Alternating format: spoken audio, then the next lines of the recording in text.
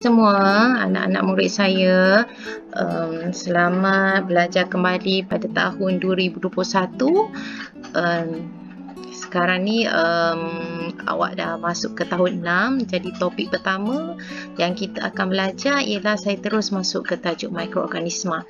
Okey, untuk tajuk peraturan bilik sains KPS yang itu saya akan sentuh kemudian. Okey, tajuk mikroorganisma ini merupakan tajuk 3. Ini ialah buku teks awak ya. Buku teks masih belum dapat, tetapi awak boleh rujuk kepada flipbook yang saya berilah. Ya, so yang ini buku teksnya. Okey, inilah tajuknya. So perkara pertama yang awak perlu belajar ialah pertama kita belajar dahulu apa itu mikroorganisma. Okey, kita rujuk di sini. Okey, yang ini buku teks awak. Mikroorganisma ialah hidupan seni yang tidak dapat dilihat dengan mata kasar. Maksudnya kalau kita tengok mata kita memang tak boleh nampak mikroorganisma tu. Jadi macam mana cara nak tengok? Cara kita nak tengok, kita bolehlah menggunakan mikroskop. Inilah alatnya, mikroskop. Ataupun ada kalanya boleh juga gunakan tapau besar bagi mikroorganisma yang besar-besar sikit, ya. Macam kulat kan, macam kulat pada roti, gunakan tapau besar masih boleh lihat. Okey, mikroorganisma ini berasal daripada perkataan mikro yang bermaksud sangat halus. Tidak dapat dilihat dengan mata kasar, manakala organisma pula bermaksud hidupan.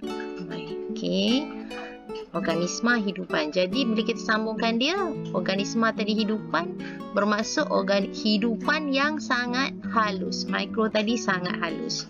Mikroorganisma ni ya, kita boleh kelaskan kepada beberapa jenis. Okey, ini merupakan jenis dia ya. Kita ada fungi, bahasa Melayu fungi, protozoa, alga. Inilah contoh-contohnya. Okey, kemudian kita ada lagi bakteria, virus. Jadi contoh-contoh itu merangkumi jenis-jenisnya ialah ada 5: virus, bakteria, fungi, protozoa, alga. Ada 5 contoh ya. Okey, kita lihat sedikit video. Okey, supaya awak lebih faham, lihat videonya.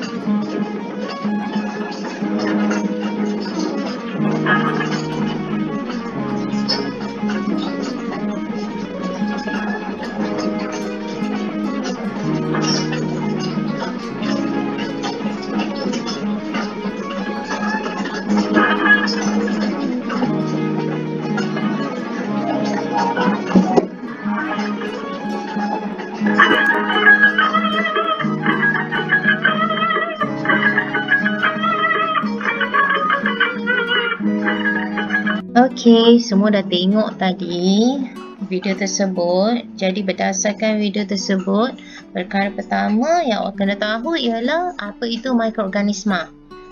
Ni dia, mikroorganisma ialah hidupan seni yang tidak dapat dilihat dengan mata kasar. Mata kasar tu maksudnya mata kita ni. Ya, maknanya kalau kita tengok mata kita ni, terus menggunakan mata kita memang tak boleh nampak. Kalau nak nampak mesti gunakan alat seperti mikroskop ataupun kancah pembesar. Contohnya kulat pada roti kita boleh lihat menggunakan kancah pembesar. Okey, ada 5 jenis mikroorganisma. Pertama, fungi. Okey, jenis pertama ialah fungi. Contoh-contoh fungi ialah Yeast. Tengok bentuk dia ya. Semua tengok bentuk. Yeast macam ni. Mucor. Macam ni. Tengok. Perhatikan betul-betul. Penicillium. Perhatikan betul-betul. Okey, seterusnya jenis kedua ialah protozoa. Ini paramecium, bentuk tapak kasut. Kita ada juga amoeba. Ini dia amoeba. Okey, jenis ketiga ialah alga. Contohnya ialah phytoplankton dan juga spirogyra. Okey, kalau awak tengok di sini, yeast ini merupakan mikroorganisma yang besar yang kita boleh juga lihat dengan mata kasar. Maksudnya kalau kulat tu, roti berkulat masih boleh nampak lah. Okey, kalau kita guna kantang besar lebih jelas ya.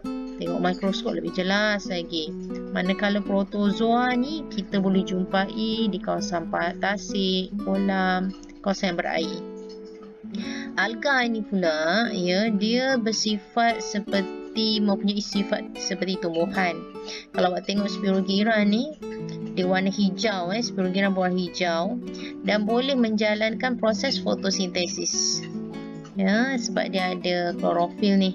Terusnya kita pergi kepada bakteria. Okey, kalau bakteria ni dia ada, untuk bakteria mempunyai berbagai saiz, bentuk dan warna. Yang ini adalah contohnya Bacillus ya. Bacillus, Streptococcus, Escherichia coli ataupun E. coli. Okey, awak kena tengok betul-betul bentuk dia, warnanya ya. Kemudian kita ada virus. Virus pula ni, virus ni adalah mikroorganisma yang paling kecil. Kecil sangat. Ya, tak boleh tengok gunakan tapak besar, mesti menggunakan mikroskop.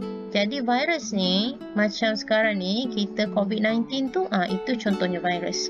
Ini influenza, virus influenza ni semalah. Okey, ini HIV ya, penyakit AIDS virusnya. Okey, ini mikroskop, alat yang diguna untuk melihat mikroorganisma. Contohnya kat sini melihat yeast ya, yang dilihat melalui mikroskop. Okey, ini yang latihan yang awak kena buat. Senang saja. Pertama, awak bagi tahu jenisnya apa, tuliskan jenisnya. Okey, kemudian beritahu apakah contoh bagi jenis tersebut. Okey, sebagai contohnya kalau macam ni, apa ni? Kalau awak lupa, awak rujuk baliklah flipbook yang saya bagi. Buka balik flipbook tu, tengok. Oh, ini yeast. Okey, so awak tulislah di situ. Yeast. Okey, dan begitulah seterusnya. Okey, tengok apa jenisnya dan berikan nama bagi setiap jenis. Okey, itu sahaja latihan awak untuk hari ini. Okey, senang kan? Okey, sekian. Terima kasih.